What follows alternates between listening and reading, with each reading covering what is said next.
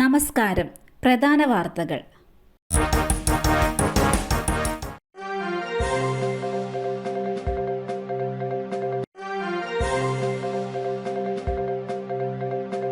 രാഹുൽ ഗാന്ധിയുടെ ജാമ്യാപേക്ഷ തള്ളി. ഇന്ത്യയിലെ സാഹചര്യം സിഖുകാർക്ക് അനുയോജ്യമല്ലെന്ന അമേരിക്കയിലെ പരിപാടിയിൽ രാഹുൽ ഗാന്ധി നടത്തിയ പ്രസംഗത്തിനെതിരെ നൽകിയ ഹർജിയിന്മേൽ രാഹുൽ ഗാന്ധി സമർപ്പിച്ച ജാമ്യാപേക്ഷയാണ് അലഹബാദ് ഹൈക്കോടതി തള്ളിയത്. വാരണാസി കോടതിയുടെ വിധി വരുന്നതുവരെ കാത്തിരിക്കണമെന്ന് ഹൈക്കോടതി വ്യക്തമാക്കി.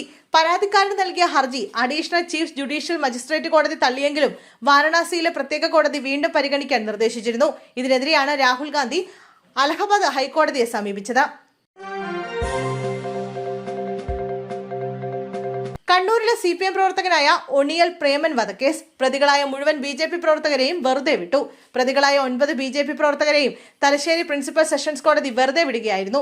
2015 ഫെബ്രുവരി 25-നാണ് കള്ളുഷാപ്പ് ജീവനക്കാരനായ പ്രേമനെ വെട്ടിയത്.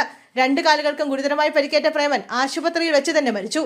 പ്രതികൾക്ക് ആർക്കും തന്നെ കൊലപാതകവുമായി നേരിട്ട് ബന്ധപ്പെട്ടതായി പ്രോസിക്യൂഷന് തെളിയിക്കാൻ സാധിക്കില്ലെന്ന് കണ്ടാണ് കോടതി വെറുതെ വിട്ടത്. ഇന്ത്യൻ വ്യോമസേന MiG-21 പോർ വിമാനത്തിന് വിട ചൊല്ലി. 6 പതിറ്റാണ്ടിലേറെക്കാലം ഇന്ത്യൻ ആകാശത്തിന്റെ കാവലാളായിരുന്ന MiG-21 സൂപ്പർസോണിക് ജെറ്റ് ഫൈറ്റർ പോർ വിമാനം ഇന്ത്യൻ വ്യോമസേനയുടെ മുന്നണി പോരാളിയുടെ സ്ഥാനത്തു നിന്നും ചരിത്രത്തിലേക്ക് വഴിമാറി. 1963-ൽ ഇന്ത്യൻ സൈന്യത്തിൽ ചേർന്ന ഈ ഐതിഹാസിക യുദ്ധവിമാനം അതിന്റെ സുദീർഘമായ സേവനത്തിന് ശേഷം ഔദ്യോഗികമായി വിരമിച്ചു.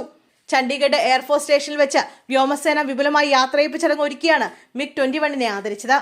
MiG-21 വിമാനങ്ങൾ ഇന്ത്യൻ വ്യോമസേനയുടെ ഭാഗമായി ആദ്യമായി അവതരിപ്പിക്കപ്പെട്ടത് 1963-ൽ ചണ്ഡീഗഡിൽ വെച്ചായിരുന്നു എന്ന ചരിത്രപരമായ പ്രാധാന്യം കണക്കിലെടുത്താണ് ഈ സ്ഥലം യാത്രയപ്പിനായി തെരഞ്ഞെടുത്തത്. KJ ഷൈനെതിരായ സൈബർ ആക്രമണ കേസ്. KM ഷാജഹാന് ജാമ്യം.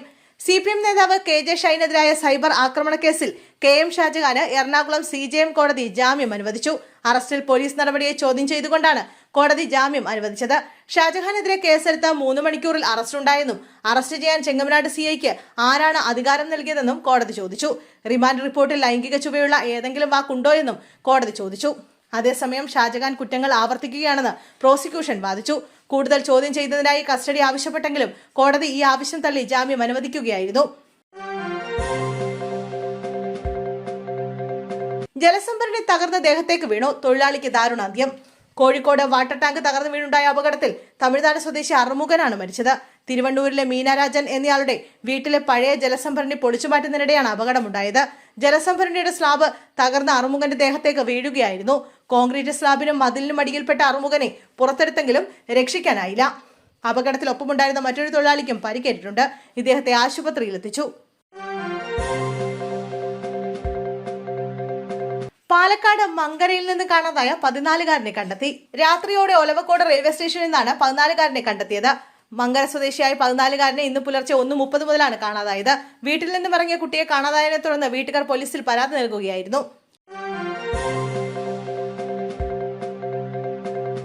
ദേശീയപാത ചന്ദരൂരിൽ ഐസ്ക്രീം കണ്ടെയ്നർ ലോറി മറിഞ്ഞു. ഗോവയിൽ നിന്ന് ചന്ദരൂരിലെ സ്നോമാൻ കോൾഡ് സ്റ്റോറേജിൽ വെക്കാൻ കൊണ്ടുവന്നതാണ് ഐസ്ക്രീം. ദേശീയപാത 66-ലെ ഉയരപ്പാത നിർമ്മാണം നടക്കുന്ന സ്ഥലത്ത് ഗാൻട്രി ട്രെയിൻ ഓടുന്നതിന് റെയിൽ ഇട്ടിരുന്നു. റെയിൽ ഒരടി ഉയരത്തിൽ മരക്കട്ട വെച്ച് ഉയർത്തിയാണ് സ്ഥാപിച്ചിരുന്നത്. റെയിലിന്റെ ഇരുവശവും ആവശ്യത്തിന് മെറ്റൽ മിശ്രിതം ഇട്ടാൽ മാത്രമേ ലോറികൾക്ക് റെയിൽ കയറി ഇറങ്ങാൻ പറ്റുകയുള്ളൂ. അത്തരത്തിൽ ആവശ്യത്തിന് മിശ്രിതം ഇടാതിരുന്നതിനാൽ ലോറിക്ക് റെയിൽ മറികടക്കാൻ പറ്റാതെ വന്നപ്പോഴാണ് ലോറി മറിഞ്ഞത്. ബൈക്ക് അപകടത്തിൽ പരിക്കേറ്റ കാൽനട യാത്രക്കാരൻ ഇടിച്ച ബൈക്ക് അടിച്ചുമാറ്റി. ആലപ്പുഴ പുന്നപ്രയിലാണ് സംഭവം. അപകടത്തിന് ശേഷം ബൈക്കുടമ നാട്ടുകാരുമായി സംസാരിക്കുന്നതിനിടെയാണ് മോഷണം നടന്നത്. പായിപ്പാട് സ്വദേശി സജിയുടെ ബൈക്കാണ് മോഷണം പോയത്. ഇടിച്ചതിനുള്ള പ്രതികാരത്തിലാണോ കാൽനട യാത്രക്കാരൻ ബൈക്കുമായി മുങ്ങിയെന്ന് സംശയമുണ്ട്. സംഭവത്തിൽ പുന്നപ്ര പോലീസ് കേസെടുത്തു. ബൈക്കിന് പുറമെ സജിയുടെ മൊബൈലും ചെരുപ്പും മോഷണം പോയിട്ടുണ്ട്. കടലിൽ ഒഴുക്കിൽപ്പെട്ടു. മഹാരാജാസ് കോളേജിലെ വിദ്യാർത്ഥിനി മുങ്ങി മരിച്ചു. എറണാകുളത്ത് വൈപ്പിൻ അഴിമുഖത്ത് കുളിക്കാനിറങ്ങിയപ്പോഴായിരുന്നു അപകടം. പാലക്കാട് സ്വദേശി ഫായിസിയാണ് മരിച്ചത്. സിൻസിന എന്ന വിദ്യാർത്ഥിയുടെ ജീവൻ രക്ഷപ്പെടുത്താൻ കഴിഞ്ഞു. ഇരുവരും മഹാരാജാസ് കോളേജ് MSc ജിയോളജി വിദ്യാർത്ഥികളാണ്. മരുന്ന് നൽകിയതിന് പിന്നാലെ ശ്വാസം മുട്ടൽ. കുറ്റ്യാടിയിൽ 9 മാസം പ്രായമുള്ള നവജാത ശിശു മരിച്ചു. കക്കട്ടിൽ മണിയൂർ സ്വദേശികളായ ഹിരൺ ചാരുഷ ദമ്പതികളുടെ കുഞ്ഞാണ് മരിച്ചത്. കുഞ്ഞിന് ആരോഗ്യ പ്രശ്നങ്ങൾ ഉണ്ടായിരുന്നുവെന്നും വീട്ടിൽ വെച്ച് മരുന്ന് നൽകിയതിനെ തുടർന്ന് ശ്വാസമുട്ടൽ അനുഭവപ്പെട്ടതെന്നാണ് വിവരം. സംഭവത്തിൽ കുറ്റ്യാടി പോലീസ് അസ്വാഭാവിക മരണത്തിന് കേസെടുത്ത് അന്വേഷണം ആരംഭിച്ചു. പോസ്റ്റ്മോർട്ടം റിപ്പോർട്ട് ലഭിച്ചാലേ സംഭവത്തിൽ കൂടുതൽ വ്യക്തത ഉണ്ടാകൂ.